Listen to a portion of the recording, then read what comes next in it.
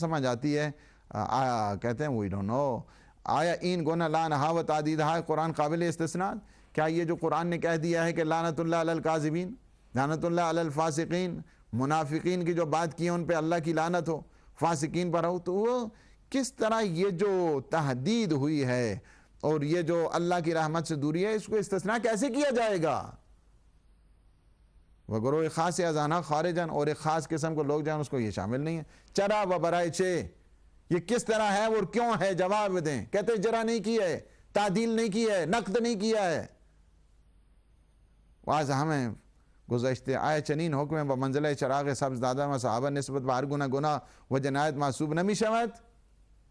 کیا ان سب باتوں کو دیکھیں اور دیکھیں ان سب باتوں سے بنابراین اس کے علاوہ یہ ہے کہ یہ جو اصحاب کو ایک کیا ہے گرین سگنل دے کر کیا یہ خود جنایت اور ظلم میں مبتلا تو نہیں ہو رہے ہیں؟ کیا یہ باتیں کر رہے ہیں؟ کس طرح ہے؟ قرآن کی آیتوں کو دیکھا جائے اور ادھر دیکھا جائے، دو باتیں کرتی ہیں۔ کہا عقل کے نزدیک میں موافق نہیں ہے یہ بات، تاریخی اعتبار کے ساتھ موافق نہیں ہے، اور جو اسلامی تاریخ ہے اس کے اعتبار سے بھی یہ ٹھیک نہیں ہے۔ وَإِنْ حُکم بَمُتُونِ تاریخ اسلامی بہیچ گنت سازگار نیز، اس کو آپ تاریخ اسلام میں لے چلیں تو وہاں کے ساتھ بھی جو فٹ نہیں آ رہی ہے یہ بات۔ زیرا بسیار کسان بودن کے روز در ردیف مہاجران و انصار بودن، چونکہ اس وقت بھی کئی لوگ تھے کہ جو مہاجرین و انصار میں شامل تھے، وسیع پس ازرائے خود، اور اس کے بعد انہوں نے اپنا رستہ منحرف شدن، اپنے رستے سے ہٹ گئے ہیں۔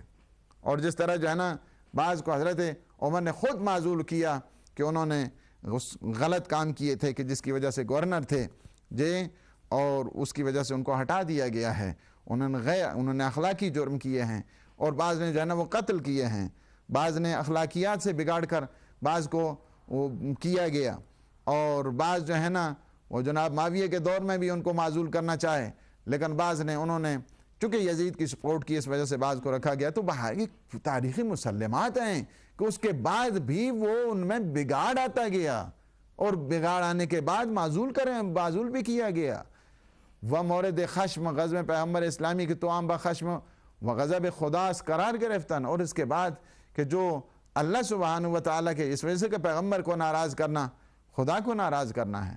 آیا در آیات قبل داستان ثعلبہ بن حاتب کہ جو خود اس وقت بیعت رضوان میں تھا، یہ ثعلبہ بن حاتم کی واقعات مگر سب نے خود جو ہے تفسیر فخر الدین رازی اس میں بھی یہ بات لکھی گئی ہے، بلکہ اس میں تو زیادہ تر جو ہے نا وہ باقیوں سے کہ پیغمبر اسلام نے انہیں جب فرمایا کہ وائے ہو ثعلبہ پر، افسوس ہو ثعلبہ پر، پھر وہ اپنی زکوٰۃ دینے کے لیے بھی آج پیغمبر نے وصول نہیں کی۔ پیغمبر فرمایا نہیں، تو میں نے 3 دفعہ اپنے اصحاب کو بھیجا تھا، تو میں اتنی دنیا پرستی آ گئی ہے، تم میں اب مال آ گیا تو تم کسی کو نہیں سمجھتے ہو، یہ سمجھتے ہو کہ زکوٰۃ جو ہے نا وہ ایک کرسچن کی طرح جو ہے نا ایک کرسچن وہ ٹیکس بن گیا ہے، جاؤ اپنا مال اٹھا کے لے جاؤ، مجھے تمہارے مال کی کوئی ضرورت نہیں ہے۔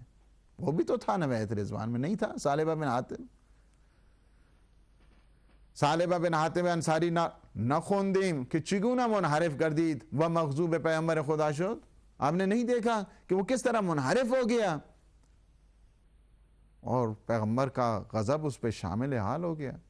روشن تر بھی گویم کہتے ہیں کہ میں آپ کو اس سے زیادہ واضح کر کے بتاتا چلوں، کہتے ہیں جرا نہیں کی ہے، بالکل تعدیل بھی نہیں ہوئی ہے، کوئی بات نہیں۔ بغیر یہ پرانا جو ہے مفسرین کا ایک سلیقہ رہا ہے کہ جتنی باتیں ہیں اسے نقل کرنے کے بعد جب جرا اور تعدیل نہ کریں تو اس کا مطلب یعنی یہ کہ ساری باتیں قابل قبول ہیں، واویلا کیا جائے، ماتم کیا جائے، کیا کہا جائے، یعنی انا للہ و انا الیہ راجعون پڑھا جائے، کیا کہا جائے۔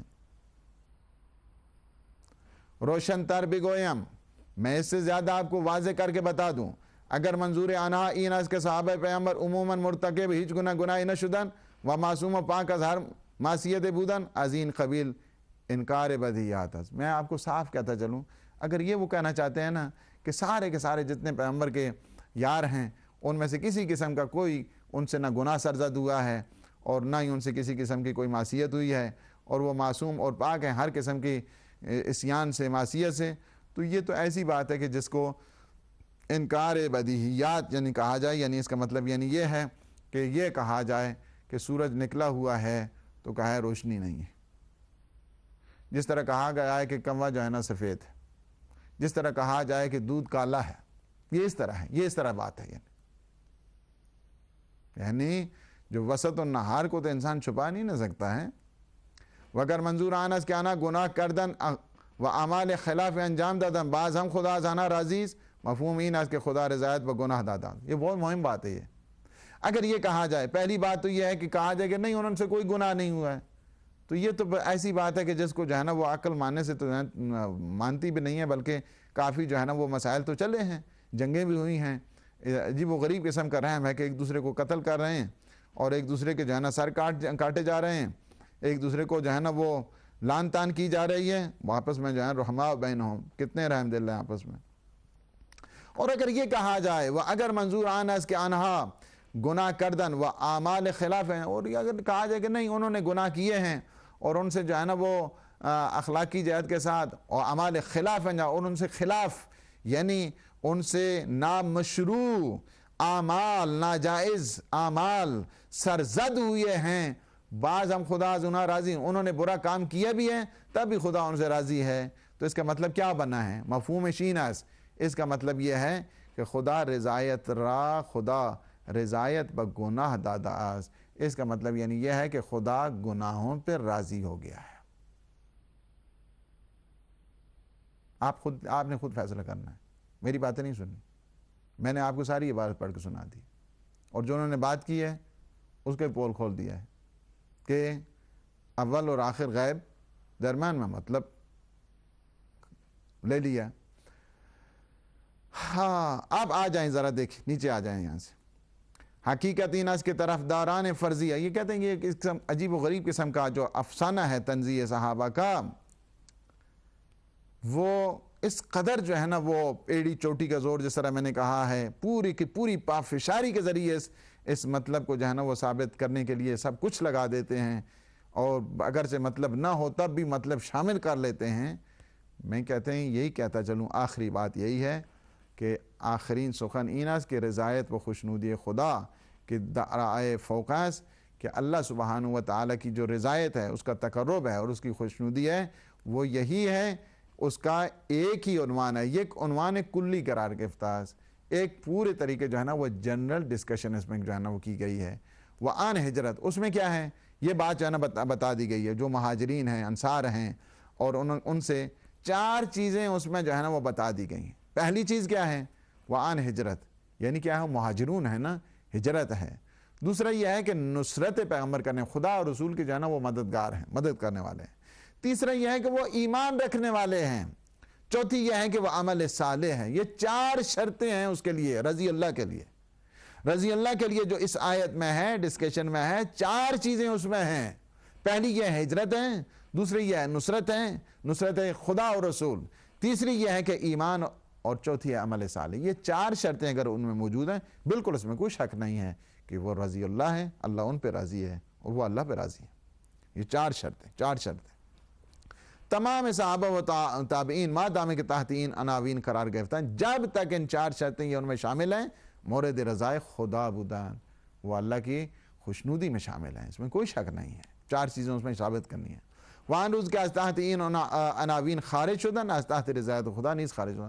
اور جب ان 4 چیزوں سے جو ہے نا اپنے آپ میں نکلتے جائیں گے، عمل صالح بجا نہیں لائیں گے، ایمان جو ہے نا فاسد ہو جائے گا، یا جو ہے نا مثلا خدا اور رسول کی جو ہے نصرت نہیں کریں گے، تو پھر یہ جب یہاں سے خارج، تو پھر وہاں سے کیا ہے؟ رضایت خدا سے بھی خارج ہو جائیں گے. آپ نے بڑی مفصل، میں نے اس وجہ سے آپ کو یہ بات جو ہے نا آپ کی خدمت میں عرض کر دی ہے کہ جہاں پہ یہ کہا گیا کہ نہیں جی بغیر کسی جرح کے، بغیر تعدیل کے، بغیر کسی نقد کے، بالکل جو ہے نا یہ پرانے علماء کی جو ہے نا وہ روش رہی ہے، اس روش کے تحت جو ہے نا بس وہ یہی ہے. یعنی اپنے مطلب کہ آپ نے 3-4 جملے نقل کر دیے اور اس کے بعد کہہ دیا کہ صحابہ چنین شرط ندارند، عموم کو اپنی رضا اور جنتی ہونے کا وعدہ فرما دیا ہے.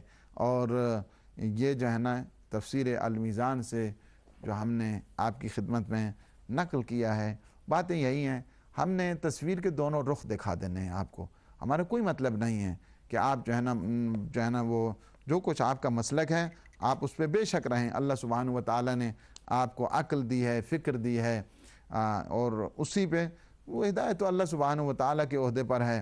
ان علینا للہدیٰ وَإِنَّ لَنَا لَلْآخِرَةَ وَالْأُولَىٰ۔ ہدایت ہمیشہ اللہ سبحانہ و تعالیٰ کے گھر سے آیا کرتی ہے۔ ہم نے آپ کو اس کا جو سارے کا سارا جو اس آیت کا سیاق و سباق، اس میں اگر آپ پڑھنا چاہتے ہیں تو مزید بھی یہ میرے پاس جو تفسیر المیزان ہے یہ انہی نے جو کوٹ کی تھی وہیں سے ہے، اور ساری ماشاءاللہ جو ہے نا وہ آپ نے دیکھا کہ یہ آج سے یہ جو تفسیر میزان میرے پاس ہے یہ 1399 یعنی آج سے 32 سال پہلے کی چھپی ہوئی ہے یہ، اور ماشاءاللہ ان کے پاس بھی اسی قسم کی ہوگی، جس سے جو ہے نا ہم نے باہر کا کوٹ کر دیا جلد نمبر 8 اور صفحہ نمبر 108 پر۔ یہ بات یہاں پہ جو ہے نا وہ تمام ہوتی ہے۔ ایک اور بات جو انہوں نے کی ہے اس کا بھی ہم بیان کرنے کے بعد انشاءاللہ العزیز پھر جو ہے نا وہ اس کا بھی دکھاتے ہیں آپ کو کہ کس طرح وہاں پہ بھی جو ہے نا وہ یعنی مطالب کو توڑ پھوڑ کر جو ہے نا وہ پیش کیا گیا ہے۔ تفسیر نمونہ کا آپ نے دیکھ لیا ہے، اس سے پہلے تفسیر المیزان کا بھی آپ دیکھ رہے تھے کہ کس طرح وہاں پہ بھی ایک اگر یہی باتیں ناصر مکارم کو بتائیں تو وہ سمجھیں گے مصائب پڑھیں ابھی کچھ۔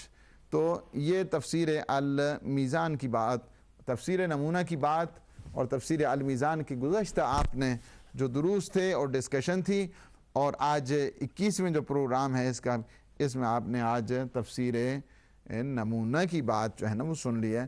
ایک اور بات جو تفسیر طبرسی میں بہت ہی مشہور اور معروف جلیل القدر جو مفسر ہیں، جس طرح آیت اللہ ناصر مکارم شیرازی، اسی طرح کے جو شیخ ابو اعلی شیخ ابو علی الفضل ابن الحسن الطبرسی، ان کی جو 5ویں جلد سے انہوں نے حوالہ دیا ہے، ہم نے بالکل دیکھ لیا، وہاں پہ بھی دیکھ لیا، کئی قسم کی اس کی طباعت ہے اور کئی اس کے نمونے ہیں، فارسی میں ہیں، عربی میں ہے، اور انہوں نے جہاں سے بات کی ہے اس کو بھی ہم پیش کریں گے، اور اس کے سیاق اور سباق کو بھی آپ کی خدمت میں پیش کیا جائے گا۔ چونکہ اگلی جو ڈسکشن آ رہی ہے بڑی مہم ہے کہ جو استخلاف کے سلسلے میں ہے، خلیفہ کے سلسلے میں ہے، ایک خلیفہ اللہ بنایا کرتا ہے، ایک خلیفہ سازی بندے کیا کرتے ہیں، اس سلسلے میں انشاءاللہ بعد میں ڈسکشن آنے والی ہے۔